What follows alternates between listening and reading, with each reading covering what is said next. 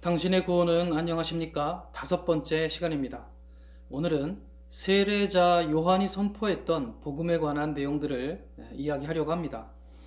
요한의 핵심 사역은 크게 두 가지로 나눌 수가 있는데요.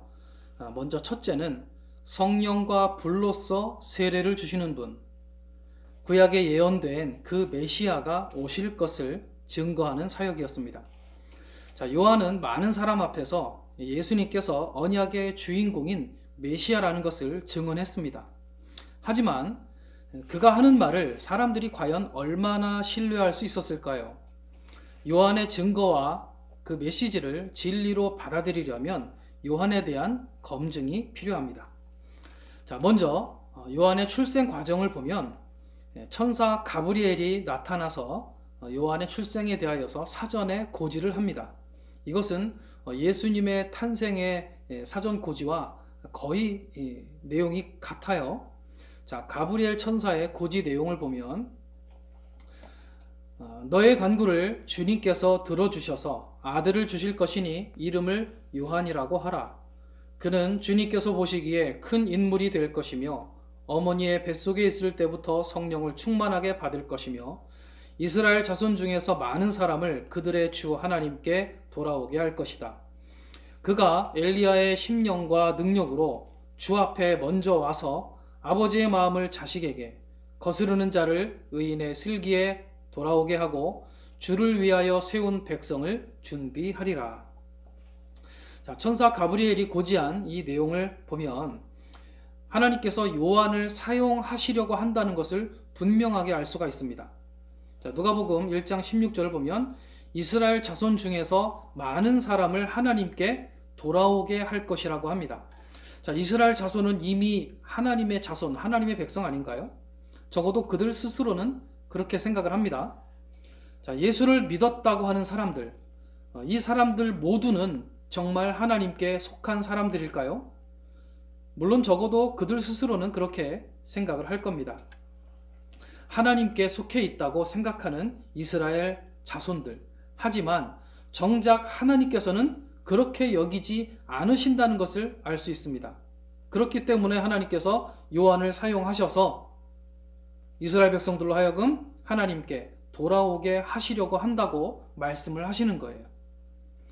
이렇게 하나님께서 그를 요한을 사용하고자 하신다는 것은 우리가 그의 메시지를 신뢰할 수 있는 중요한 근거가 됩니다. 자, 누가복음 1장 17절 내용에서 주를 위하여 세운 백성을 준비하리라. 이 무슨 말일까요?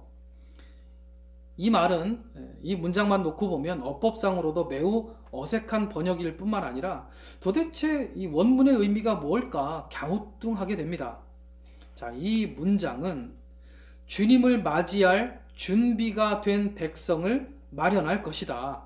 또는 백성들이 주님을 맞이할 준비를 갖추게 할 것이다 라는 의미입니다. 이스라엘 백성들이 주님을 맞이할 수 있도록, 즉 메시아를 맞이할 수 있도록 요한은 그들을 준비시키는 사역자로 하나님께서 선택을 하셨다는 이야기입니다. 자, 그렇다면 요한은 어떻게 이스라엘 백성들로 하여금 메시아를 맞이할 준비를 하도록 했던 것일까요? 이것이 바로 요한이 선포한 메시지, 요한이 선포한 복음입니다. 요한이 선포했던 복음을 간략하게 정리하면 첫 번째 회개하라, 두 번째 혈통을 믿지 말아라, 내가 아브라함의 자손이라는 혈통을 믿지 말아라, 세 번째 열매가 없으면 구원도 없다. 이 세 가지입니다. 자, 요한의 메시지를 우리가 진리로 받아들여야 하는 또 하나의 중요한 근거는 구원의 모체이신 예수님께서도 요한을 인정하셨기 때문입니다. 자, 요한의 메시지가 신빙성이 있으려면 구원에 대하여서, 구원이라고 하는 이 중요한 신학적 논제에 대하여서 누구보다도 구원의 모체 예수님의 인정을 받아야 돼요. 구원은 그 어떤 신학적인 주제보다도 아주 중요한 기독교의 핵심 주제 아니겠습니까? 그렇게 중요한 주제인 만큼 예수님으로부터 확실한 검증을 받아야 하겠죠. 세례자 요한에 대해서 예수님은 이렇게 말씀하십니다. 그러면 너희가 무엇을 보려고 나갔더냐? 선지자냐? 옳다. 내가 너희에게 이르노니 선지자보다도 훌륭한 자니라. 기록된 바 보라, 내가 내 사자를 내 앞에 보내노니 그가 내 앞에서 내 길을 준비하리라 한 것이 이 사람에 대한 말씀이라. 내가 너희에게 말하노니 여자가 낳은 자 중에 요한보다 큰 자가 없도다. 그러나 하나님의 나라에서는 극히 작은 자라도 그보다 크니라 하시니. 같은 병행 구절 마태복음 11장 말씀입니다. 기록된 바 보라, 내가 내 사자를 내 앞에 보내노니 그가 내 길을 내 앞에 준비하리라 하신 것이 이 사람에 대한 말씀이니라. 내가 진실로 너희에게 말하노니 여자가 낳은 자 중에 세례 요한보다 큰 이가 일어남이 없도다. 그러나 천국에서는 극히 작은 자라도 그보다 크니라. 자, 예수님께서는 요한에 대하여서, 요한을 가리켜서 선지자보다도 훌륭한 사람이라고 말씀하셨습니다. 또 예수님의 길을 준비하리라고 예언된 말라기 3장 1절 말씀이죠. 말라기 3장 1절에서 예언하고 있는 그 말씀의 주인공이 바로 요한이라고 말씀하셨어요. 자, 말라기 3장 1절 볼까요? 만군의 여호와가 이르노라, 보라, 내가 내 사자를 보내리니 그가 내 앞에서 길을 준비할 것이요, 또 너희가 구하는 바 주가 갑자기 그의 성전에 임하시리니 곧 너희가 사모하는 바 언약의 사자가 임하실 것이다. 너희가 사모하는 언약의 사자가 임하실 것인데 그 전에, 그 언약의 사자가 오기 전에 내가 먼저 사자를 보내겠다. 그래서 언약의 사자가 오실 그 길을 준비케 하겠다. 이렇게 예언된 이 주인공이 요한이라고 예수님께서 말씀하신 거예요. 또 여자가 낳은 자, 모든 사람을 가리키는 것이죠. 모든 사람은 다 여자로부터, 여자의 몸에서 태어나니까요. 그러니까 모든 사람 중에서 요한보다 큰 사람이 없다고 예수님은 말씀을 하셨습니다. 아브라함이나 모세나 사무엘이나 다윗이나 다니엘이나 베드로를 비롯한 사도들, 사도 바울, 이러한 사람들이 들으면 좀 섭섭할지 모르겠습니다만 분명 예수님께서는 사람들에게 요한에 대하여서 이렇게 말씀을 하셨습니다. 이것은 예수님께서 요한의 자격을 검증해 주신 것입니다. 자, 그렇다면 이제부터 이야기할 중요한 내용, 요한이 선포한 복음을 우리는 진리로 받아들여야 합니다. 예수님께서 요한을 검증해 주셨으니까요. 자, 요한의 핵심 사역 두 번째는 세례를 베푸는 것입니다. 요단강에서 세례가 이루어졌기 때문에 물세례라고 일컫기도 하고, 회개하는 사람들에게 베풀었기 때문에 회개의 세례라고도 합니다. 당시 요한의 영향력은 상당히 컸던 것으로 보여집니다. 당시 실세요 주류 세력인 바리새인들과 사두개인들조차도 요한에게 세례를 받으러 왔던 것입니다. 자, 마태복음 3장 7절 보면 요한이 많은 바리새인들과 사두개인들이 세례 베푸는 대로 오는 것을 보고 이르되. 자, 이 말씀은 개역개정의 번역인데요. 자, 개역개정의 이와 같은 번역은 그들이 요한에게 왜 왔는지 다소 좀 모호하게 이야기를 합니다. 하지만 다른 많은 번역 성경들을 보면 그들이 요한에게 왜 왔는지에 대하여서 분명하게 번역을 하고 있습니다. 자, 새 번역을 보면 요한은 많은 바리새파 사람과 사두개파 사람들이 세례를 받으러 오는 것을 보고, 또 현대인의 성경은요, 요한은 많은 바리새파 사람들과 사두개파 사람들이 세례 받으러 오는 것을 보고. 그러니까 바리새인들과 사두개인들이 세례를 베풀고 있는 요한이 있는 곳에 등장을 한 것은 요한이 어떻게 세례를 베푸나 구경하러 혹은 관찰하러 왔던 것이 아닙니다. 그들은 요한에게 세례를 받기 위해서 왔던 것입니다. 자, 바리새인들과 사두개인들이 요한을 세례를 베풀 만한 자격을 가진 사람이라고 인정을 한 거예요. 물론 모든 바리새인들과 사두개인들이 요한을 다 인정했던 것은 아닙니다. 요한을 비난하고 욕했던 사람들도 물론 많았습니다만, 중요한 것은 그만큼 요한이 자격을 갖고 있는 사람으로서 인정을 받고 있다. 굉장히 영향력이 큰 사람이었다는 겁니다. 영향력 있는 사람의 메시지는 그만큼 파급력도 크게 마련입니다.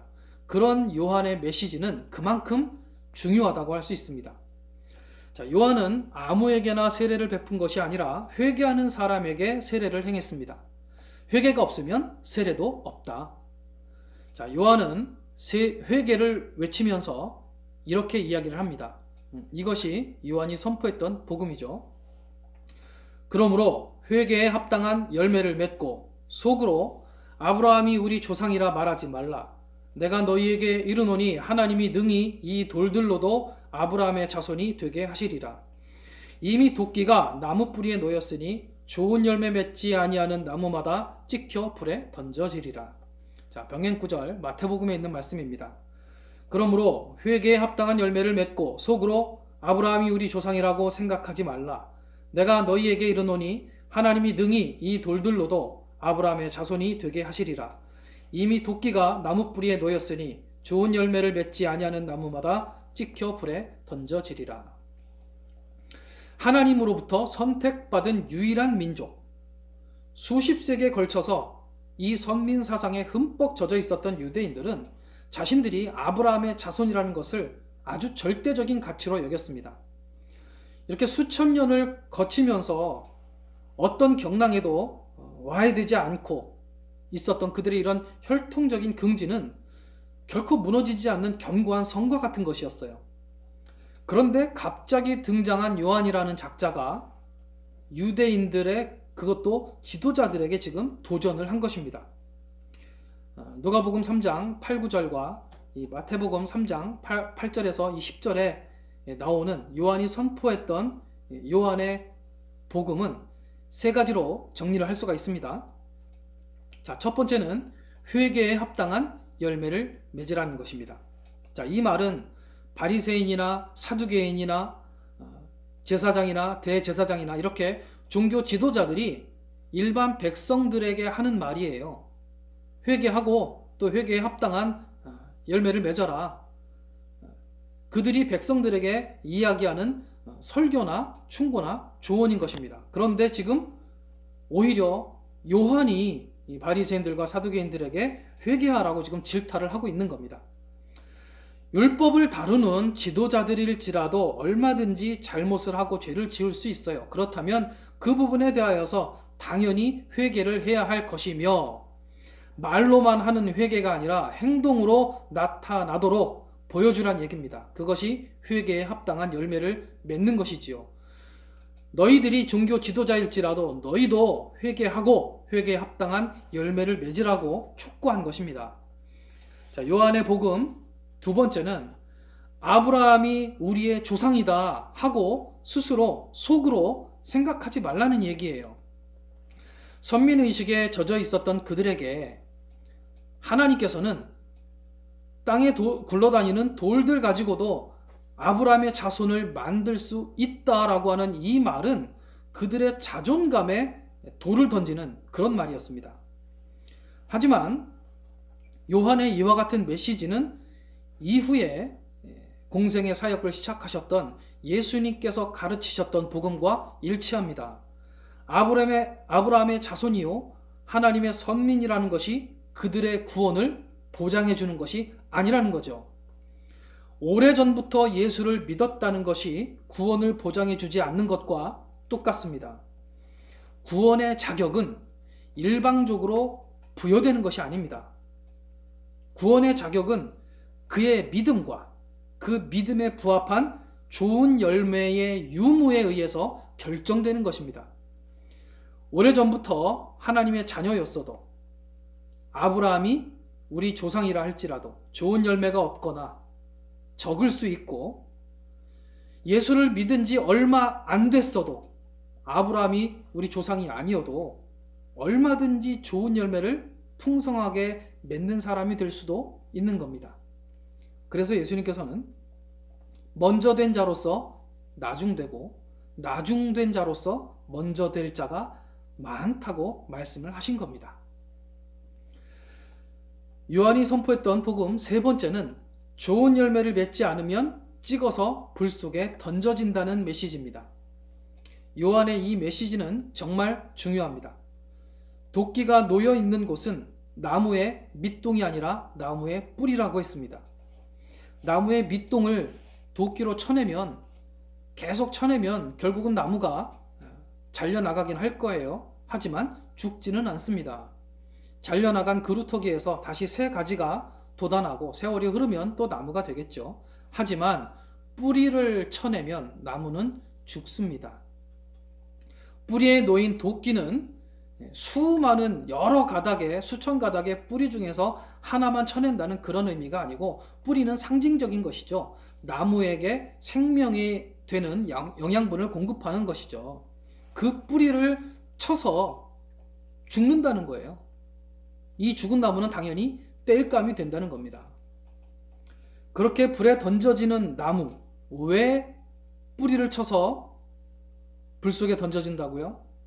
좋은 열매를 맺지 않는 나무이기 때문이라고 요한은 선포를 하는 겁니다. 좋은 열매란 무엇일까요?